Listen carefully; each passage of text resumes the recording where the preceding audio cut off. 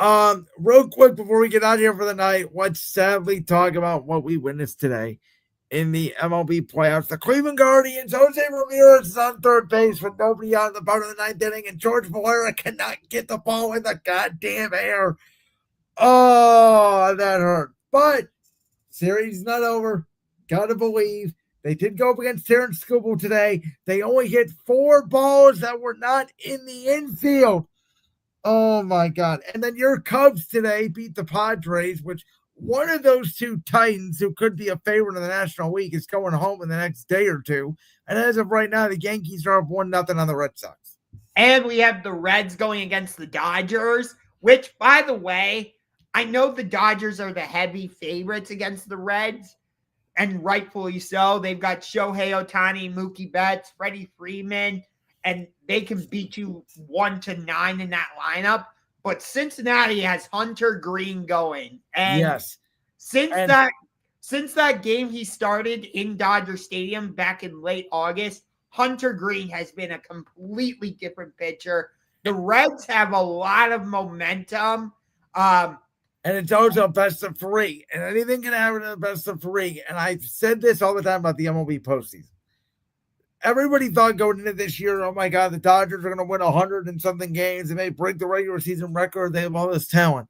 When it comes to the playoffs, one, the Dodgers are very injured, not only in their bullpen, but their starting rotation. And you cannot have a bad bullpen if you're going to win a World Series. And there's just been something off about the Dodgers all year. They barely won the division against the Padres. And I would not be shocked if this team's eliminated in the wild card round. I could see Cincinnati pulling it off. And I'm rooting for the Reds. I'm rooting for our old buddy Terry Francona. No matter what happens with Cleveland, I am rooting for the Reds. And I think that this year has been a very good year for baseball, where small markets, as we've seen, the Brewers, the Reds, the Guardians, even Detroit, Seattle, some of the best teams are not the biggest markets. And I love what this is doing for baseball. I think we're going to have a very interesting playoff, a very even playoff. And as I said last week, I think any of these 12 teams, you can make a case for them. The World Series I would actually love to see is Seattle against Milwaukee. I think that's a very likely possibility. I think that would be a fantastic matchup. I'd love to see the Mariners win their first World Series. Ken Griffey Jr. is my all-time favorite player for Major League Baseball. Just the way he played the game, some of the crazy catches he had in the outfield and the way he swung that bat, and it was just so beautiful to watch him hit some of those majestic home runs. To see the season the Seattle Mariners are having with Cal Raleigh, Julio Rodriguez, Suarez, Josh Naylor, it would be so cool to see the Mariners finally win a World Series. And it does feel like this is a once-in-a-lifetime team for them. Like, it does feel like Houston was down a little bit this year. Texas just got rid of Bruce Bochy. No, I thought they signed Bruce Bochy to an extension. No, he stepped down. Oh. He stepped down. Rocco Baldelli is out in Minnesota, and Bob Melvin is out in San Francisco. 3 big MLB firings. Huh. There's a lot of speculation Bochy could go back to San Francisco. I don't know at this age if he would do it, but it's a possibility. I don't see it happening. Regardless, I will say this. I think the winner of the Seattle versus whoever they play, Detroit or Cleveland, will represent the American League in the World Series. Okay. I don't think it's going to be Toronto, and I don't think it's going to be Boston or New York. I think the Yankees may win this series against Boston. I don't know if they could win a series against Toronto because, especially without Garrett Cole this year, their starting rotation has been very suspect, and they are a very Aaron Judge-dependent offense this year. Yes, but we saw how well Giancarlo Stanton came on during their playoff run last year. Yeah, but the one difference this year that they do not have is Juan Soto. Well, he didn't make a difference for the Mets because they had one biggest. I am so happy. I do not like the Mets. I think this shows that payroll is not the end all be all in baseball. The Mets have spent all this money. It has not got them anywhere.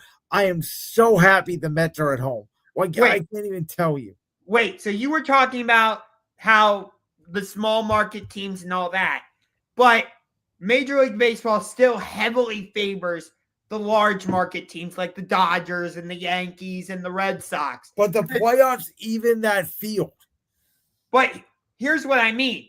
All three potential games between the Tigers and Guardians are at 1 o'clock. Well, of course, they're not putting it on ahead of Red Sox Yankees. We know this. No, I understand that, but like and I get it, you still have Padres Cubs to do, but like, couldn't you have started, I don't know, Tigers Guardians at 3 o'clock, put Padres Cubs at 5 o'clock, do Red Sox Yankees at 7, and then this I agree with. I totally agree with you. It is absolute BS that this game has started at 1 o'clock, potentially all 3 days.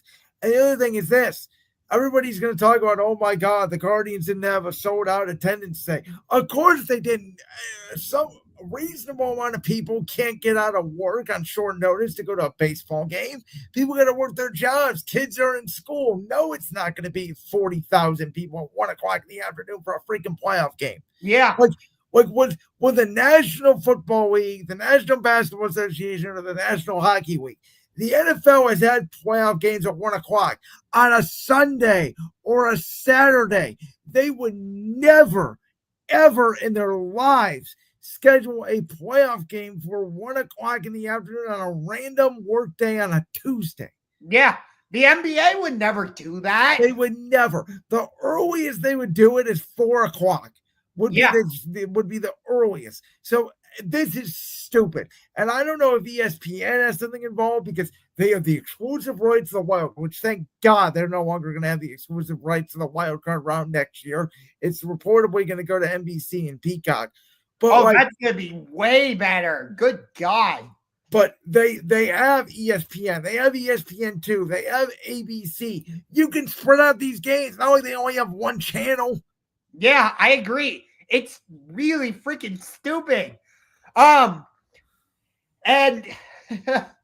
you know, they don't care about the small market teams. And by the way, it's not like, oh, we can't have more than one playoff game on at one time. The NBA has multiple playoff games on at one time. Yeah, but this is not the first time Cleveland has gotten the 1 o'clock treatment. Don't you remember? I think most of the games against the Miami Heat were 1 o'clock, or at least one of them was. Well, that was the Saturday game. That was during the NFL draft, which Shedeur Sanders got drafted that day, and that's because the Heat stink. And then the Cavaliers had to go, and they had to go against the Indiana Pacers. So whatever. At least we can be proud of this Guardians team, no matter what happens. Actually made the playoffs with no expectations. The Cavs can go kick rocks until they actually go do something. By the way, I was at the game on Sunday when Rocchio hit that walk-off home run.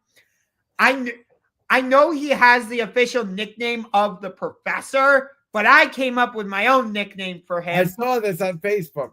I don't think it's going to catch on, but I like calling him Rocchio the Raccoon. And the reason is because raccoons are extremely inquisitive and intelligent, and I find Rocchio to be that same type of player. Sure, he doesn't steal bases very often, but when he gets on base, I see him have a tendency to move up an extra base when the opportunity presents itself. And if a batsman hits the ball towards him, yeah, you're not reaching first base. He usually is there to say, no, go back to the dugout. So I really like Brian Rocchio. He is my favorite player on the Guardians over Jose Ramirez. I know heartbeat still, but I like I said, I like his style of play. So I'm calling him Rocchio the Raccoon.